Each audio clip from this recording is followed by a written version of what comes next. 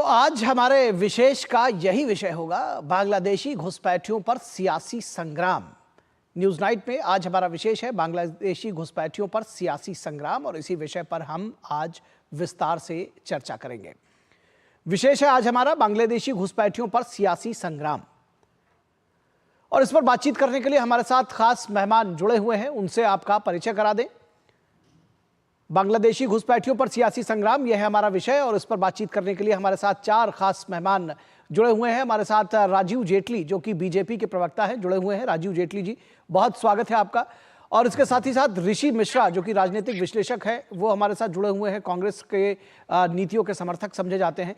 ऋषि मिश्रा जी, बहुत स्वागत है आपका। अंजलि राय, जो कि आम आदमी पार्टी की प्रवक्ता हैं, वो हमारे साथ जुड़ी हुई हैं। अंजलि जी, बहुत स्वागत है आपका। और हमारे साथ प्रफुल्ल केतकर, जो कि वरिष्ठ पत्रकार हैं, संपादक हैं ऑर्गेनाइजर के, वो जुड़े हुए हैं। प्रफुल्ल जी, बहुत स्वागत है आपका।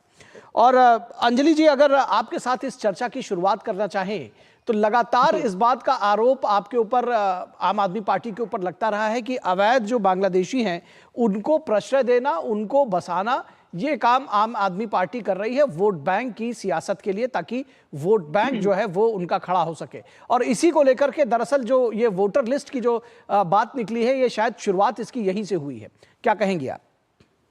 देखिए, मैं आपसे एक बात पूछना चाहती हूँ कि ये जो इलीगल माइग्रेंट्स हैं, जो बांग्लादेशी या रोहिंग्या जिसे आप कहते हैं, ये म्यांमार से पहुंचे बांग्लादेश और बांग्लादेश से हिंदुस्तान। अब हिंदुस्तान में कैसे पहुंचे? बीच में बॉर्डर आता है, बॉर्डर पार करके आए। बॉर्डर पार करने से किसको रोकना चाहिए था? बीएसएफ को। बीएसएफ को कौन कंट्रोल करता है? हमारे गृह मंत्री। तो क्या उनको ये आदेश दिया गया था कि इनको आने दे, या फिर ये कहें कि वो पूरी तरह से असफल हैं?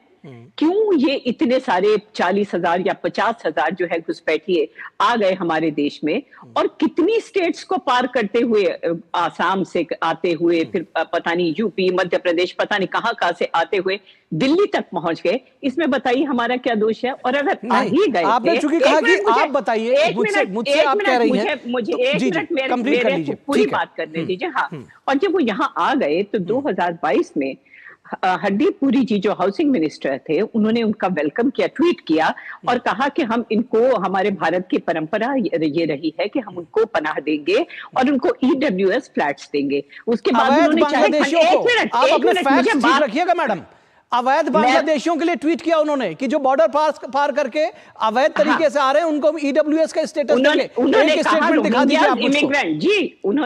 इन्होंने कहा कि जो है इमिग्रेंट्स रोहिंग्यास, उनको हम वेलकम करते हैं। 900 रजिस्टर्ड है मैडम। मैं अवैध की बात कर रहा हूं। देखिए, कंफ्यूजन मत क्रिएट करिए। 900 नहीं मैडम, देखिए 900 रजिस्टर्ड है, 900 रजिस्टर्ड है, उनकी बात अलग है, लेकिन जो अवैध तरीके से आए हैं, बात आज उनकी हो रही है। उन्होंने रजिस्टर्ड का नाम नहीं लिया, उन्होंने लिखा था कि रोहिंग्या जो है आए, उनको हम ईडब्ल्यूएस फ्लैट्स। मैं ये कहना चाहती हूँ कि अगर उनके पास ये सारी डिटेल थी, तो 2022 में ये डिटेल आ गई थी, तो उन्हें पुलिस से शेयर करनी चाहिए और उन लोगों को आइडेंटिफाई करके डिपोर्ट करना चाहिए। अगर आप अपनी बात कह चुकी है मैडम, मैं बीच में नहीं टोकना चाह रहा था। दो बातें हैं, देखिए। हाँ, एक तो हालांकि इसका बीजेपी के प्रवक्ता हैं ऋषि मिश्रा जी हैं और प्रफुल्ल केतकर जी हैं, वो लोग इसका बेहतर जवाब देंगे, लेकिन आपने चूंकि मुझे भी कहा कि आप जानते होंगे, तो इसलिए मैं आपको बताऊं कि दो प्रश्न उठते हैं। एक तो आपने कहा बॉर्डर क्रॉस करके दिल्ली तक चले आए, तो क्या दिल्ली सरकार की कोई जिम्मेदारी नहीं? आपकी कोई एलआईयू होती है, आपका कोई तंत्र है, आपने कोई जानकारी दी, आपने चिट्ठी लिखी कि जी इतने रोहिंग्या या बांग्लादेशी आ गए हैं, उनके विषय में आपने केंद्र को जानकारी दी होती। आपका ये कहना कि ये सारी जिम्मेदारी केंद्र की है, हमसे मतलब नहीं, आप इस तरह पल्ला नहीं झाड़ सकते। एक बात। दूसरी बात, जो रोहिंग्या की हुई, रोहिंग्या की 900 रोहिंग्या रजिस्टर्ड है। यहाँ पर आज जो चर्चा हो रही है, ये सबको पता है कि अवैध बांग्लादेशी और अवैध रोहिंग्या की हो रही है। मैं बीजेपी प्रवक्ता को यहाँ जोड़ूंगा। राजीव जेटली जी, आपको लगता है कि मामला इतना आसान है कि सिर्फ वहां से आए और यहां पर दिखने लगे? क्या प्रश्रय देने का मामला बनता है? आपके पास कुछ सबूत इस तरह से हैं जो आप लोग लगातार आरोप लगाते रहे? मैं इसको थोड़ा सा बैकग्राउंड में जाऊंगा। जिसको हम रोहिंग्या कहते हैं, उसको पूरी दुनिया या म्यांमार के अंदर या बाकी देशों के अंदर बांग्लादेशी मुसलमान कहा जाता है जी। और दूसरी बात, ये जो बांग्लादेशी मुसलमान हैं, इनको किसने पनाह नहीं दी, मैं पहले आपको ये बता दूं, क्योंकि जो हमारी तुष्टीकरण की राजनीति है उसका नतीजा है कि वो आज हमारे देश में है। उनको पाकिस्तान ने पनाह नहीं दी, जो अपने आप को इस्लामिक देश बोलता है। उसको बांग्लादेश ने पनाह नहीं दी। उन्होंने कहा कि हमारे यहाँ पर इनको नहीं बसाया जा सकता है। उनको किसी ने बसाया तो वो भारत के अंदर बसाया गया, क्योंकि उस वक्त पे जैसा भी बताया कि गृह मंत्री ने अलाउ किया। उस वक्त पे जो गृह मंत्री हुआ करते थे उनको वहां पर बकायदा उनको छूट दी गई यहाँ आने के लिए। वो छूट दी गई, वो एक अलग सब्जेक्ट है। लेकिन उसके बाद जो खाद और पानी दिया वो किसने दिया? उनके वोटर कार्ड किसने बनाए? वो दिल्ली सरकार ने बनाए, वो केजरीवाल साहब ने बनाए। और बाकायदा 10-10 हजार रुपए की राशि उनको दी गई, उनको बिजली के कनेक्शन दिए जा रहे हैं, उनको बसाया जा रहा है, क्योंकि वो उनका वोटर है। देखिए, वो अपने वोटर के खिलाफ नहीं जा सकते हैं। उनके विधायक ने बाकायदा इस बात की टिप्पणी करी थी और बाकायदा अवैध कॉलोनियां बसाई उनके लिए। आपने देखा यमुना के आसपास जो बसावट करी गई वो किसके लिए की गई? रोहिंग्या के लिए की गई। ये तो ऑन द रिकॉर्ड है, ये तो बाकायदा पब्लिक डोमेन में इस बात, और ये बात कोई केजरीवाल साहब झुटला नहीं सकते हैं। तो मुद्दा यहां पर यह आता है कि अब दो तरफ, एक तरफ भारतीय जनता पार्टी जिसने कदम उठाया कि इस तरीके के जो अवैध लोग हैं उनको बाहर निकालना चाहिए, और हमने इसके ऊपर कदम भी उठाए। हमारी देखिए कितनी बार इस बात पर लड़ाई हुई। जब हम एनसीसी की, यूसीसी की बात करते थे तो यूसीसी में भी एक ही बात आती थी कि हम नहीं आने देंगे। तो कौन कहते थे? सभी लोग। वो कांग्रेस भी कहती थी, वो ओवैसी साहब भी कहते थे, केजरीवाल साहब भी लगभग उनके साथ ही होते थे, हम नहीं आने देंगे। किसको? हिंदुओं को नहीं आने देंगे, सिखों को नहीं आने देंगे, बौद्ध को नहीं आने देंगे, जैन को नहीं आने देंगे। लेकिन जो लोग जिनको इस्लामिक देश नहीं ले रहे हैं, जिनको रोहिंग्या या बंगाली मुसलमान कहा जा सकता है, वो लोग हमारे देश में आ रहे हैं और उनको ये वेलकम कर रहे हैं। किसके दुश्मन हुए और किसके पीछे खड़े हैं, सोचिए रा। ये केवल और केवल अपनी वोट की राजनीति के लिए रोहिंग्या के पीछे खड़े हैं, उनको भरपूर समर्थन दे रहे हैं, भरपूर रिसोर्सेस दे रहे हैं, दिल्ली की जनता का अधिकार मार रहे हैं। देखिए, दिल्ली के अंदर देखा आपने कैसे लोग टैंकरों के पीछे पानी के लिए भागते हैं, कैसे लोग अपनी बुनियादी सुविधाओं के लिए। बिल्कुल, रिसोर्सेज तो निश्चित यूज भी करेंगे, वोट बैंक भी बनते हैं। दरअसल जिसके पीछे की ये सारी बात हो रही है, ऋषि मिश्रा आपको लेकर आऊंगा चर्चा में। ये समझना चाह रहे हैं आपसे कि ये जो सारी सियासत है, दरअसल आप इसको देख रहे हैं कि जो ये वोट बैंक से जुड़ी हुई है। अगर शायद जो इससे वोट बैंक का पोर्शन हटा दिया जाए, और जब अभी जिस तरह से राजीव जेटली जी कह रहे थे कि जब यूसीसी की बात होती है और ये कहा जाता है कि हिंदुओं को लेकर के आएंगे या बुद्धिस्ट को लेकर के आएंगे, तो बहुत सारी दिक्कत होती है। लेकिन अवैध रूप से कोई भी आता रहे, अगर वो वोट बैंक बनता है तो दिक्कत नहीं है। देखिए, आप विद्वान पत्रकार हैं और विद्वान पैनल, जितने लोग हैं पैनल में विद्वान लोग हैं। यदि कि कोई हिंदुस्तान के बाहर से कोई भी व्यक्ति आता है तो इसके लिए कौन जिम्मेवार है? आपकी आवाज थोड़ी धीरे आ रही है, थोड़ा एक बार अपना वो चेक कर लीजिएगा इंस्ट्रूमेंट। हिंदुस्तान के बाहर से, हिंदुस्तान के परिधि में कोई दूसरे देश का व्यक्ति यदि घुसपैठ करता है तो इसकी जिम्मेवारी किसकी है? हम वहां पे हमारे तैनात सुरक्षा कर्मी क्या कर रहे हैं, और जिनके जिम्मे ये विभाग है, गृह विभाग, माननीय मंत्री जी क्या कर रहे हैं? अच्छा, एक बात बताइए ऋषि मिश्रा जी, यही तर्क अभी मैडम भी दे रही थी। अगर आपके घर में चोर आ जाएगा और आपके बस में होगा कि आप उसको भगा सकेंगे, तो आप भगाएंगे या कहेंगे कि इसकी जिम्मेदारी दिल्ली पुलिस की है, जी वो आए और भगाए, मैं तो कुछ नहीं बोलूंगा? क्या ऐसा करेंगे? मैं तीन पॉइंट रख रहा हूँ, आप मेरे बात से सहमत हो? ये सरकार ऐसे घुसपैठियों को, ऐसे बांग्लादेशियों को संरक्षण दे रही है। अरविंद केजरीवाल की सरकार यदि ऐसे घुसपैठियों को संरक्षण दे रही है और इसका प्रमाण केंद्र सरकार के पास है, तो अमित शाह जी क्या कर रहे हैं? केंद्र सरकार क्या कर रही है? क्या आपने दिल्ली के मुख्यमंत्री को तब किया? चुनाव आते ही इस प्रकार के अभियान क्यों तेज हो जाते हैं? नंबर 1। नंबर 2, त्रिपुरा और असम में किसकी सरकार है भाई साहब? निखिल जी, त्रिपुरा में कितने घुसपैठ हुए हैं बांग्लादेशियों का? सुन लीजिए। आसाम में कितने घुसपैठ हुए बांग्लादेशियों का? वहां पे तो ममता बनर्जी नहीं है, वहां पे तो अरविंद केजरीवाल नहीं है। जो इन बांग्लादेशियों का वोट चाहिए, वहां पे तो राष्ट्रवादी पार्टी का सरकार है। हाँ, तो लगातार कार्रवाई हो रही है। अगर संभव होगा तो आप ये जो टीवी स्क्रीन पर हमारे जो ग्राफिक्स चल रहे हैं, आप इनको देखिए कि असम में किस तरह से कार्रवाई हो रही है और किस तरह से 2006 में ही वहां पर 6 जिले जो है वो मुस्लिम बहुल हो गए थे डेमोग्राफी चेंज होने की वजह से। फिर 9 जिले डेमोग्राफी वही चेंज होने की सवाल वजह कर से रहा हो हूं गए, ना। और जब से बीजेपी की सरकार वहां पर आई है वो लगातार कार्रवाई कर रहे हैं। हमारे ग्राफिक्स जो चल रहे हैं इसको एक बार आप पढ़िएगा ऋषि जी, अपनी बात जारी रखिए। निखिल जी सुन तो लीजिए, 2 सेकंड तो दीजिए हमको भाई साहब, 2 सेकंड तो दीजिए। मैं ये कह रहा हूं कि 2014 से 24 तक 56 इंच वाली सरकार दिल्ली में अवैध ढंग से रहने वाले घुसपैठियों पे 10 साल में कार्रवाई नहीं कर पाई। तब हिम्मत है, सवाल कीजिए ठीक राजनीतिक है, तो से। आप ये कहना चाह रहे हैं कि उसके पहले की भी सरकारें नहीं कर पाई और उसके बाद की भी ये बिल्कुल सरकार, दोनों बिल्कुल सरकारें नहीं असफल कर पाई रही है। दरअसल, क्योंकि ये घुसपैठिए का असफल मामला अभी रही तो है। आया नहीं है, उसके पहले से भी रहा है।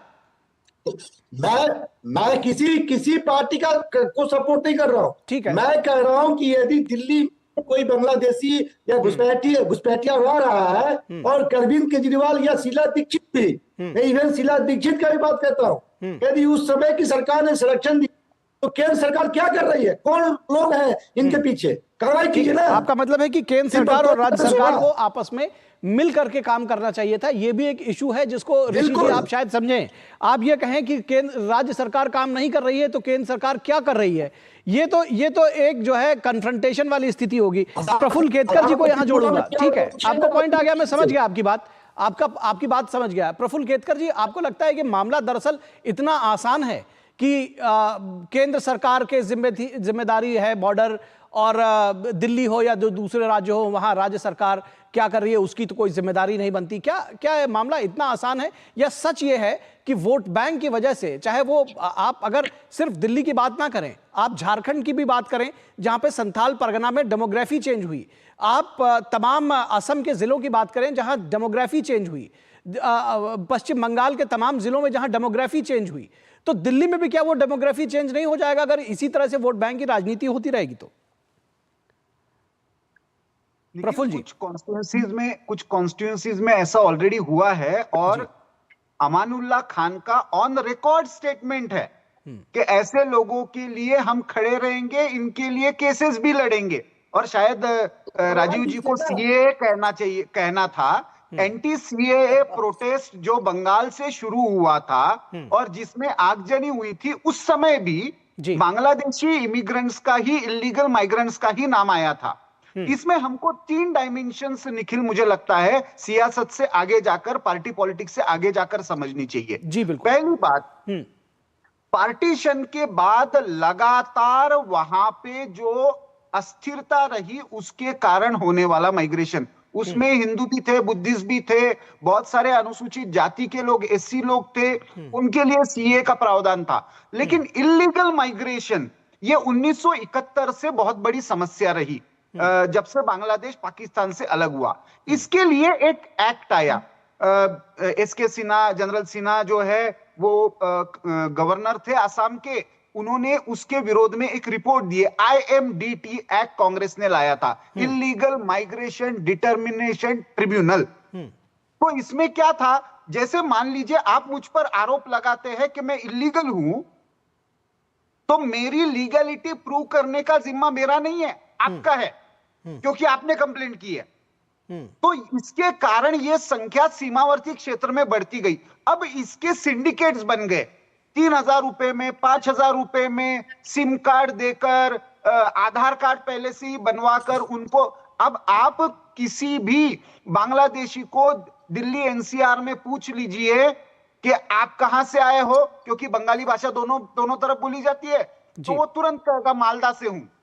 तो ये दूसरा डायमेंशन। तीसरा अभी बड़ा डायमेंशन, जिस तरह से बांग्लादेश में स्थित्यंतर हुआ है और बांग्लादेश और पाकिस्तान का एक नया नेटवर्क, लगभग अभी ईस्ट पाकिस्तान बनने के फिर से कगार पर बांग्लादेश आ गया है जी। ऐसी स्थिति में हमको इसको प्योरली नेशनल सिक्योरिटी इशू के रूप में, ना के पॉलिटिकल इशू के रूप में ध्यान देना चाहिए। इसीलिए जो इलीगल माइग्रेंट्स को आइडेंटिफाई, डिटेन एंड डिपोर्ट, ये कोर्ट का ऑर्डर था 2009 का जी, इंप्लीमेंट नहीं हुआ। 3 करोड़ की संख्या ऑफिशियली एक्सेप्ट की गई थी सुप्रीम कोर्ट में, लेकिन वो इंप्लीमेंट नहीं हुआ। अब कोई कहता है कि 90,000 है, कोई कहता है 3 करोड़ है। विवाद वो नहीं है, विवाद ये है कि क्या अभी भी वो इलीगल कनेक्शंस है, क्या वो नेटवर्क अभी भी काम कर रहा है, और है तो उसका भारत की सुरक्षा पर क्या परिणाम होगा, ठीक है। मेरे लिए ज्यादा चिंता का विषय ये है। जी बिल्कुल, और आपने सही विषय उठाया, और ज्यादा चिंता का विषय हमारे ख्याल से आज यही होना चाहिए। तो अगर इस बात को आगे बढ़ाएं, अंजलि राय, आपको लगता नहीं है कि दिल्ली सरकार को बहैसियत मुख्यमंत्री आतिशी जी को और जो भी मशीनरी है दिल्ली सरकार की, उनको चिन्हित करने में मदद करनी चाहिए? और कम से कम अब वक्त आ गया है, जैसे कि अभी प्रफुल्ल केतकर जी कह रहे थे कि अब डायमेंशंस बदल गई हैं, अब वोट बैंक से ऊपर उठकर यह जरूरी है कि दिल्ली की जो सिक्योरिटी है, जो देश की सिक्योरिटी है, उसके लिए मिलकर काम करने की जरूरत है। आप लोग केंद्र सरकार को मदद करेंगे इस विषय पर? बिल्कुल करेंगे मदद। आप मुझे बताइए निखिल कि लॉ एंड ऑर्डर तो हमारे पास है नहीं ना, लॉ एंड ऑर्डर सेंटर के पास है, पुलिस ही उनको डिटेक्ट करेगी कहाँ है क्या नहीं। डिटेक्ट करने का काम सेंट्रल गवर्नमेंट को ही करना पड़ेगा। और जहां तक हमारे मदद की सवाल है, हम तो पूरी मदद करेंगे। हम नहीं चाहते कि कोई भी रिसोर्सेज दिल्ली के लोगों से छीन कर किसी और को दिया जाए। इसीलिए हाल ही में हमने एक नोटिस भी जारी किया है कि सभी स्कूलों में भी कोई बच्चे की एडमिशन हो तो पहले अच्छी तरह से जांच पड़ताल कर दी जाए कि वो हमारे भारत का नागरिक है या नहीं है, वरना उसकी एडमिशन ना हो। आप लोग की तरफ से कुछ सूचनाएं दी गई हैं क्या केंद्र सरकार को? आप लोग की तरफ से दिल्ली पुलिस को या केंद्र सरकार को, गृह मंत्रालय को कुछ सूचना दी गई है? हमारे पास तो देखिए कोई ऐसा डिपार्टमेंट नहीं है जो डिटेक्ट कर सकता हो। सीबीआई हो, पुलिस हो, जो भी डिपार्टमेंट है, इन्वेस्टिगेटिंग एजेंसी जो है वो सरकार, सेंट्रल गवर्नमेंट के पास है। ये उनका काम है कि वो चिन्हित करें कि कौन जो है वो इलीगल माइग्रेंट है और उसको बाहर भेजें, उनको डिपोर्ट करें। इसके लिए हम तो कुछ नहीं कर सकते ना। नहीं, देखिए अब इस इशू को थोड़ा, अभी जैसे कि प्रफुल्ल केतकर ने कहा है, तो शायद ये थोड़ा एक सेंस डेवलप हो रहा है कि इसको थोड़ा पॉलिटिक्स से ऊपर उठकर देखा जाए। अभी दिल्ली, अभी आप कह रही नगर निगम आप लोगों के पास है, लखनऊ का अभी ताजा मामला है जहां पर एक झुग्गियों के खिलाफ कार्रवाई, अवैध झुग्गियों के खिलाफ कार्रवाई हो रही थी, जिसमें यह पता चला कि ये इंदिरा नगर लखनऊ का मामला है, जहां पर यह पता चला कि इसमें कुछ अवैध बांग्लादेशी हैं जिन्होंने एक बड़ा बवंडर वहां खड़ा किया, मारपीट की, और उसके बाद अब कार्रवाई हो रही है। जो दिल्ली की, लखनऊ की, माफ कीजिएगा, जो मेयर है, उन्होंने पुलिस को भी रिपोर्ट किया, सरकार को भी रिपोर्ट किया। तो ये कहना कि हमारे पास कुछ नहीं है, हम क्या जाने, ये थोड़ा एक हाथ झाड़ लेने वाला रवैया है अंजलि जी। हाथ झाड़ने की बात नहीं है, वहां पर इसलिए पता चला कि वहां जब तोड़फोड़ हो रही थी तब पता चला ना, वो ढूंढने तो नहीं चल पड़ी थी ना मेयर साहब या एमसीडी। हमारी एमसीडी भी ढूंढने नहीं जाएगी, उसके पर्व्यू में नहीं आता। ये जो है काम, ये सेंट्रल गवर्नमेंट का, इन्वेस्टिगेटिंग एजेंसीज का है। आप खुद ही समझदार हैं, आप खुद बताइए जिसका काम है वो तो कर ही रहा है। मुझे लगता है 50 से ज्यादा लोगों को पिछले कुछ दिनों में रिपोर्ट किया गया है। 3 करोड़ में से 50 लोग गए हैं, बहुत बड़ा काम हो गया। आपको बहुत मुबारक, बहुत मुबारक। क्या किए पता नहीं। जी, आप कुछ कहना चाह रही हैं? क्या कह रहे हैं अंजलि जी? आप कुछ कहना चाह रही हैं? मैं कह रही हूँ कि 3 करोड़ अगर आए थे, उसमें से 50 लोग चले गए तो बहुत मुबारक देने वाली बात हो गई। उसमें जिस दिशा में आज बात हो रही है, मुझे लगता है सबको मिलकर करना होगा, क्योंकि एक एक व्यक्ति आ रहा है और आप सब लोग अगर केंद्र सरकार के ऊपर या जिसकी भी जब सरकार रही हो, ऐसा नहीं कि अभी केवल बीजेपी की सरकार, इसके पहले कांग्रेस की भी सरकार रही है, तो ये 1971 से लेकर के आज तक अगर इन आंकड़ों पर ये बात करें कि जी वो नहीं भेज पाए, तो दरअसल बात इसी बात की हो रही है कि इस भाव को परिलक्षित करने की जरूरत है कि हम सब मिलकर के उस पर एक रहेंगे। मैं राजीव जेटली जी को जोड़ना चाहूंगा। राजीव जेटली जी, आपको लगता है कि दरअसल वोट बैंक की जो सियासत है वही ये रोक रही है कि कम से कम चाहे वो इशू कुछ भी हो जाए, लेकिन बांग्लादेशी को जो घुसपैठिए हैं उनको प्रेशर देने वाले भी उतने ही हैं जितना उनको बाहर निकालने वाले?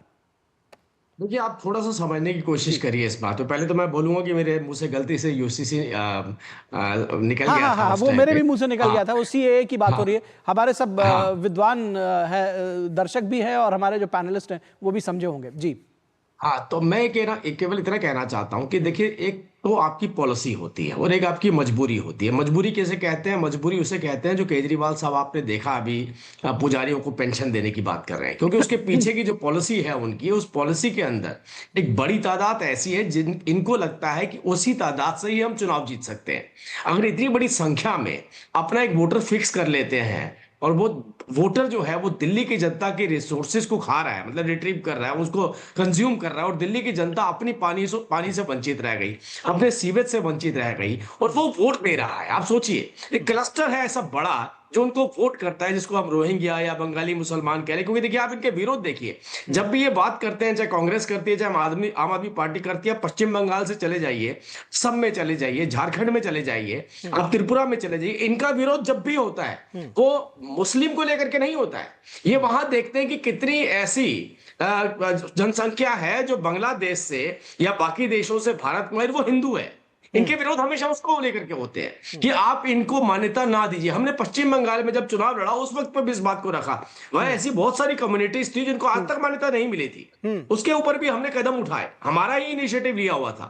आज यहां पर इशू ये है कि हम ये कह रहे हैं कि हम दिल्ली के लिए चुनाव लड़ना चाहते हैं, दिल्ली की जनता के लिए चुनाव लड़ना चाहते हैं और उनके अधिकारों की लड़ाई लड़ रहे हैं। और यहां पर जो लड़ाई लड़ी जा रही है वो लड़ाई लड़ी जा रही है बाहर के लोगों को ला करके दिल्ली की सत्ता को हथियाने की, और दिल्ली के अंदर, दिल्ली में सत्ता में बैठ करके दिल्ली के लोगों के अधिकार किसी और को दे देने की। यही फर्क है। हम यही तो बात कह रहे हैं कि क्यों केजरीवाल साहब नहीं कहते हैं कि जो 10-10 हजार रुपए हमने दिए थे वो 10-10 हजार रुपए हम वापिस लेंगे, वो मेरी दिल्ली की जनता का टैक्स पे का पैसा था, वो मैं कैसे एक बंगाली मुसलमान एक रोहिंग्या को दे सकता हूं?